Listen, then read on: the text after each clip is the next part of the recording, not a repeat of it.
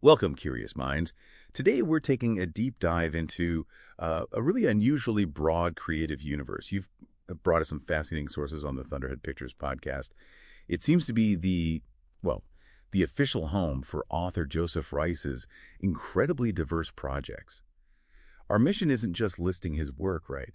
It's more about understanding how he handles such varied creative stuff and maybe what that tells us about, creating independently today. Okay, let's unpack this unique ecosystem. Yeah, absolutely. What's fascinating here is how Rice seems to defy the usual author branding. Most creators tend to specialize, don't they? But he seems to embrace this kind of like narrative nomadism, jumps across seasons, genres. So we're not just exploring one creator's journey. We're looking at how one person manages to weave together so many, different threads, almost into something cohesive. It raises an important question right off the bat, really. How does someone maintain a clear artistic identity across such a huge creative landscape? That's exactly it. That's what makes this whole thing so interesting. Joseph Rice has definitely built some pretty incredible fictional worlds, like My Story in Space Saga you mentioned. It's this big science fiction adventure, sure. But what's really insightful, I think, is how it uses that traditional sci-fi structure as a way to explore these really deep questions about faith and destiny. Mm-hmm. And it's not subtle either, is it? Faith isn't just like background noise. It's presented as a key motivator for the hero, Stan Burden, trying to save his people, and for his daughters, Tammy and Hannah, with their whole time travel thing. Yeah, a really bold choice. Putting faith front and center in a sci-fi story like that definitely makes it stand out. But then what's maybe even more remarkable is how strongly he contrasts that with the Peaches and Banana Hope series. Right. Suddenly you're in this post-apocalyptic world, 4040, I think. And faith isn't just not central, it's actually seen as a disease. A disease. You've got this young survivor, George, and his android, Buttercup, needing to spark a rebellion based on hope, not faith in the same way. It's quite a shift. It really is. Yeah. How does a creator even, handle such opposite themes? It almost feels like he's challenging his own earlier work. It suggests a willingness to explore ideas from multiple angles, maybe, which is interesting in itself. The sheer guts to explore both ends of that spectrum. Yeah, it's noteworthy.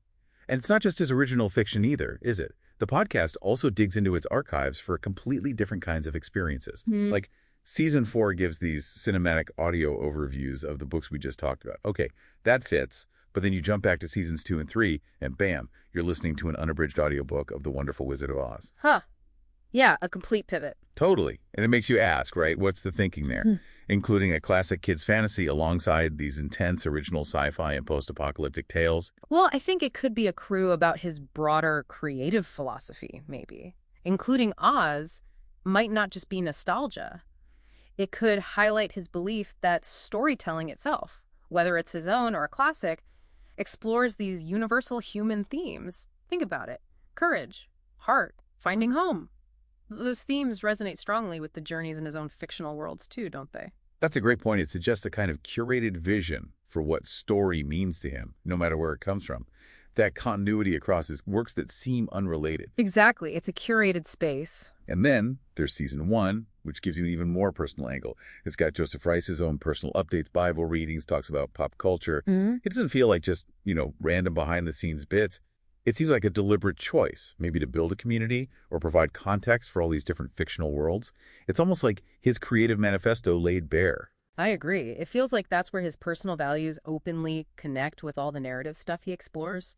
It sort of provides a foundation for everything else, which, given this incredible variety of output, makes you wonder about his process, doesn't it? How does he manage it all? Is it like a really modular way of writing, using similar thematic building blocks across different genres? Or is it just, incredible personal discipline to keep so many different creative tracks going at once? He certainly built a whole multimedia experience around it all. Yeah. You mentioned the podcast, but there's also the Thunderhead Pictures YouTube channel. More content there, too. Versaday videos, game playthroughs, even concert footage, apparently. It really rounds out the picture, a full content ecosystem. So considering all this, what's the big picture takeaway for us from Joseph Rice's creative world? Well, what really stands out is how he hasn't just made diverse stuff. He's actively challenged our usual ideas about author branding. You go from faith-driven sci-fi to a rebellion where faith is a disease, to classic children's stories, to these really personal reflections. He seems to show us that a creative identity maybe isn't found in sticking to one narrow lane, but in the sort of adventurous intersection of really different themes and stories. So what does this all mean for you, the listener? Well, it means exploring his work offers this unique blend, a place where diverse stories and themes cross paths in unexpected ways. This raises an important question, I think, for you to ponder. If one creator can weave together such seemingly disparate elements, faith-based sci-fi, a rebellion against faith, a beloved fantasy classic, personal reflections into something that feels like a coherent, compelling whole, what does that tell us about how artistic expression might be evolving and what thematic continuity even means in today's, let's face it, pretty fragmented media world? Something to think about.